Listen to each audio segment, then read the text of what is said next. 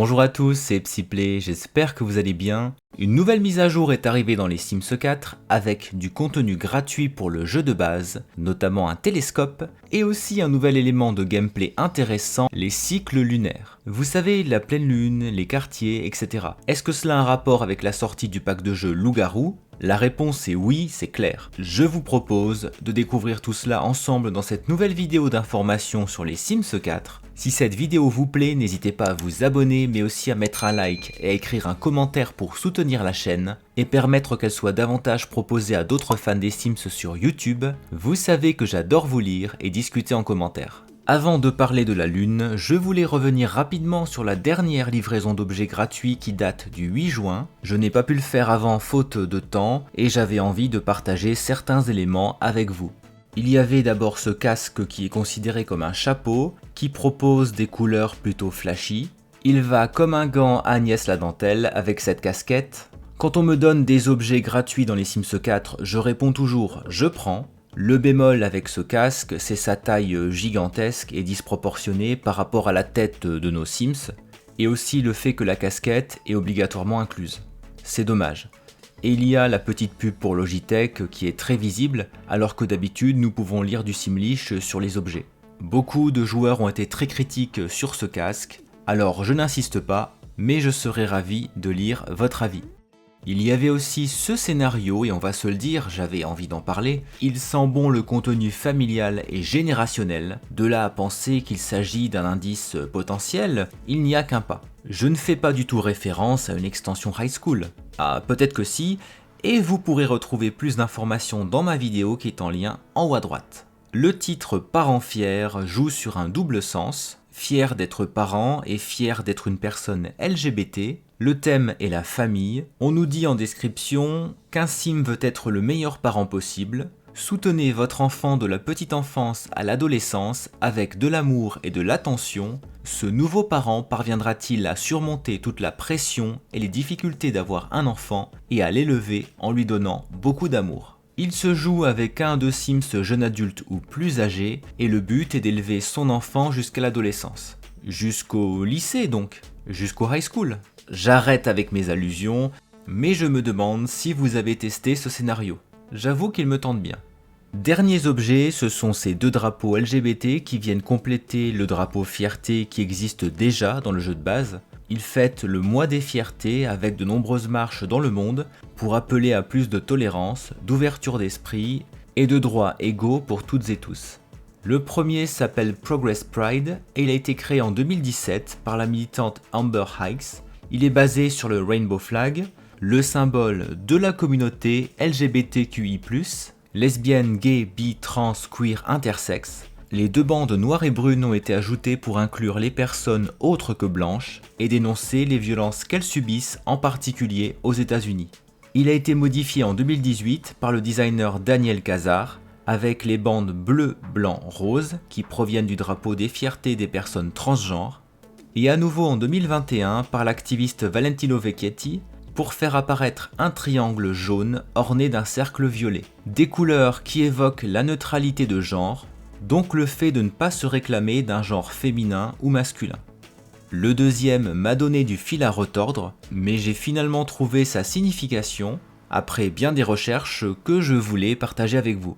C'est une représentation du drapeau bispirituel, il reprend lui aussi les bandes horizontales du Rainbow Flag, et en son centre, les plumes font référence aux Amérindiens, les habitants originels du continent américain.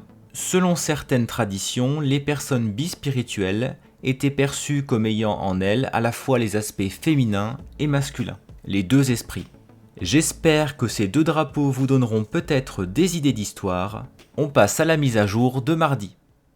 Je suis sur le site internet des Sims 4. SimGuru Morgan a publié tout un article intéressant sur cette mise à jour. Je ne vais pas tout lire parce que c'est long et peut-être parce que tout ne vous intéresse pas, mais bien sûr vous pourrez lire l'ensemble sur le site. Dans l'article Cycle de la Lune, nous apprenons que la Lune a désormais des phases dans le cadre d'un cycle et que cela n'affecte pas le monde magique. Au total, il y a 8 phases, nouvelle lune, lune croissante, premier quart, gibbeuse croissante, pleine lune, gibbeuse décroissante, troisième quart et lune décroissante. Avec les paramètres par défaut, la lune change chaque soir, mais vous pouvez modifier la longueur des phases dans la section environnement des options du jeu. Si vous le souhaitez, vous pouvez rendre une phase permanente ou désactiver les effets de la lune.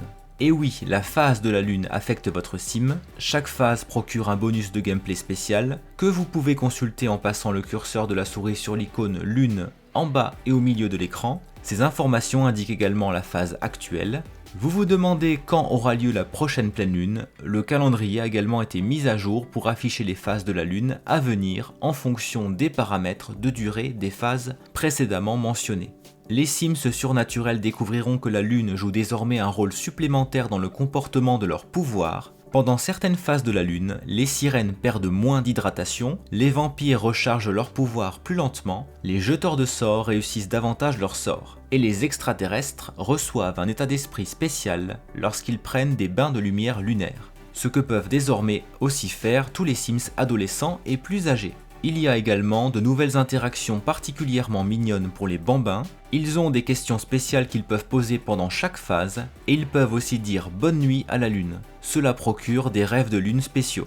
Les Sims peuvent désormais également observer la lune grâce à l'observatoire et au petit télescope.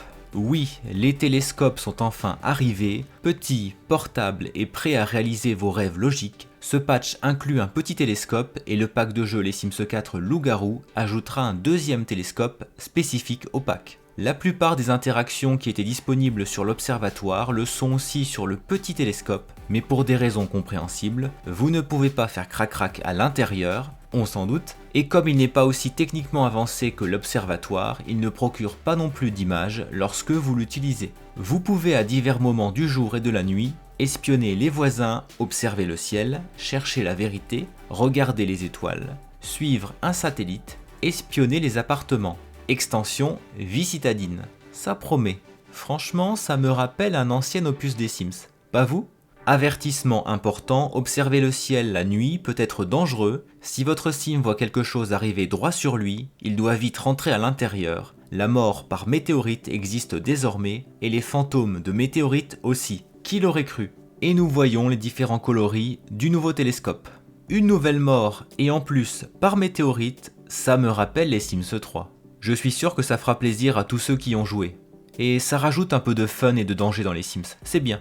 Observatoire. Les petits télescopes ne sont pas les seuls objets d'observation des étoiles à recevoir de l'attention. Vous vous souvenez de l'observatoire du jeu de base ? Oui, le grand. Comment pourriez-vous oublier après l'histoire ci-dessus ? Eh bien, vous pouvez désormais découvrir 10 nouvelles images encadrées de la Lune lorsque vous l'utilisez pour observer la Lune. Elles sont vraiment jolies et il paraît que l'une d'entre elles pourrait montrer à quoi ressemble Sixam depuis l'espace. Intéressant ce clin d'œil à Sixam, non ? Voilà ce que ça donne en jeu. En bas à gauche, nous voyons un petit icône Lune, phase de la Lune actuelle, Lune croissante, et si nous allons dans afficher le calendrier, nous voyons non seulement les différents événements, les festivals, la météo si vous avez saison, mais aussi les différentes phases de la Lune. Ici, phase de Lune cette nuit, Lune croissante, premier quartier, gibbeuse croissante, pleine Lune, et le phénomène inverse ensuite. Dans les options du jeu, il y a cycle de la Lune. Le paramètre par défaut est 8 jours, nous pouvons régler sur 2, 4, 16 ou 24 jours. Nous pouvons désactiver ou au contraire activer une phase permanente qui va rester, par exemple la nouvelle lune, la pleine lune, etc. Et nous pouvons désactiver les effets de la lune. Agnès la dentelle avait très envie de tester le nouveau télescope, mais je ne suis pas bien sûr qu'elle regarde dans la bonne direction. Pas du tout, puisqu'il n'y a pas de lune par ici. Où est-elle ? Elle est là, beaucoup plus haut. On voit bien le premier quart qui est dessiné. C'est bien fait. Et avec l'observatoire, j'ai réussi à obtenir une image de la Lune, lune enchantée de l'Assigam. Les scientifiques qui étudient la lune de l'Assigam ont découvert une énergie verte semblant émaner de sa surface. Des émissions radioactives de cette énergie mystérieuse sont régulièrement déversées dans l'espace. Cela soulève une question, est-ce la Lune qui fait cela ou est-ce qu'il y a quelqu'un là-bas ? Décoration qui aide à se concentrer, 4. Très belle photo. Pas plus de télescope pour Agnès ce soir parce que je n'ai pas franchement envie qu'elle se prenne une météorite. Dans le mode créer un sim, il y a aussi ces quelques nouveautés. Cette barbe frisée, disponible en plusieurs couleurs bien sûr. Cette robe de mariée qui est venue avec une mise à jour juste avant l'arrivée du pack mariage. Elle avait particulièrement déplu aux joueurs. D'ailleurs, il y a deux robes, il y a à droite une robe sirène et à gauche une robe plus bouffante avec du volume. L'arc-en-ciel n'est plus présent exactement au même endroit, mais franchement, quand je la regarde, je ne l'aime toujours pas. Et vous ? Et dernier élément, ce hijab qui a été ajouté au jeu en plusieurs couleurs. En mode construction, nous avons ce nouveau papier peint, motif Fantastic Brick d'Elite. À gauche, c'est la version originelle, et à droite, c'est la version avertissement qui est donc ajoutée au jeu, avec cet élément de construction en bas, avec des rayures jaunes et noires. Il y a enfin ces deux peintures de terrain, à gauche du gravier, et à droite une litière de pin. Pourquoi pas ? L'interface utilisateur du jeu de base pour les scénarios a été modifiée, vous l'avez sûrement vu tout à l'heure quand je vous ai présenté le scénario par entière. L'aconite a été ajoutée au jeu de base et la réticulation des spleens est de retour dans l'écran de chargement. On en termine rapidement avec les corrections de bugs qui sont assez nombreux mais pour de petits bugs. Dans le jeu de base, nous pouvons à nouveau faire la sieste dans les buissons. Des problèmes techniques qui faisaient disparaître le sol avec le MacBook Pro 16 pouces de 2019 ont été réglés, tant mieux. 3, 2, 1, décollage. Parfois les Sims ne pouvaient pas construire de fusée, mais ce n'est plus le cas désormais. Tant mieux si ce bug a été réglé puisque même si on ne fait pas des fusées tout le temps, c'est franchement frustrant de ne pas pouvoir le faire. Avec Détente au Spa, nous pouvons à nouveau gagner des simflouz avec un sim aspirant à devenir spécialiste des soins pour soi. Plusieurs bugs ont été réglés dans décoration d'intérieur, c'est bien, il en a besoin. Quand un sim ayant le niveau 10 de la carrière décorateur d'intérieur fait un contrat d'ajout d'étage, il peut désormais ajouter des niveaux, murs et escaliers supplémentaires et supprimer des éléments sur les murs. Les Sims décorateurs qui tentent de faire un ajout d'étage salle de sport en sous-sol peuvent désormais ajouter des sous-sols. Les Sims qui ont peur de faire du sport sous terre n'apprécieront pas cette mise à jour. Et d'autres bugs ont été réglés pour le pack mariage. Les gants ne recouvrent plus la robe d'une texture indésirable. Un bug avec un déplacement de texture lié à une bague. Un autre qui donnait l'impression d'un costume bancal. Ce moment gênant où un sim se penche pour embrasser pendant un slow et échoue est maintenant encore plus gênant car désormais les deux sims se touchent réellement et leurs mains ne flottent plus. Ou est-ce moins gênant? Nous ne savons pas trop. Bref, même s'il y a encore du travail, ces correctifs de bugs pour décoration d'intérieur et pour mariage sont appréciables. Mon bilan est que cette mise à jour, surtout celle d'hier, est intéressante parce qu'elle améliore le jeu de base et aussi des éléments d'autres contenus, les sirènes, les vampires, les jeteurs de sorts, les aliens. Souvent, les mises à jour se concentrent sur le jeu de base uniquement, il y aura une impression de réalisme, d'immersion plus poussée en jeu grâce au cycle lunaire, et j'ai un petit coup de cœur pour le télescope parce que c'est un objet basique qui manquait dans les Sims 4. Je vous en avais parlé quand j'avais construit la maison de Don Lotario version Sims 2, et la mort par météorite, c'est fun, on veut du fun dans les Sims. Bref, un bon point pour cette mise à jour, d'autant plus qu'elle est indispensable pour le pack de jeu Loup-Garou.